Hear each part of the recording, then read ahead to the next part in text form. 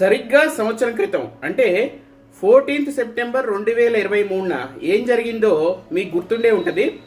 పవన్ కళ్యాణ్ గారు జైల్లో ఉన్న చంద్రబాబు నాయుడు గారిని కలిసి బయటకు వచ్చి ఓ పక్క బాలకృష్ణ గారు మరో పక్క లోకేష్ గారు ఉండగా మేము తెలుగుదేశం పొత్తులో వెళ్తున్నామని స్పష్టంగా వెల్లడించడం జరిగింది. అప్పటి వరకు మనం అనేక వెర్షన్లు వింటూ వచ్చాం. అంటే పొత్తులు ఉండొచ్చు, ఉండకపోవచ్చు, లేదా బీజేపీ తెలుగుదేశంతో ఉండొచ్చు, లేదా ఓన్లీ బీజేపీతో ఉండొచ్చు. సో ఇట్లాంటి మాటలన్నీ. కానీ ఆ రోజున కరెక్ట్గా సంవత్సరం క్రితం మాత్రం చాలా స్పష్టంగా మేము తెలుగుదేశం పొత్తులో వెళ్తున్నాం, భారతీయ జనతా పార్టీ కూడా మాతో కలిసి వస్తుందని ఆశిస్తున్నాం. ఇది పవన్ కళ్యాణ్ గారు చెప్పింది. సో ఆ రోజున బీజం పడింది వైఎస్ఆర్ కాంగ్రెస్ పార్టీ వినాశనానికి. ఆ తర్వాత ఏం జరిగిందో మనకు తెలుసు.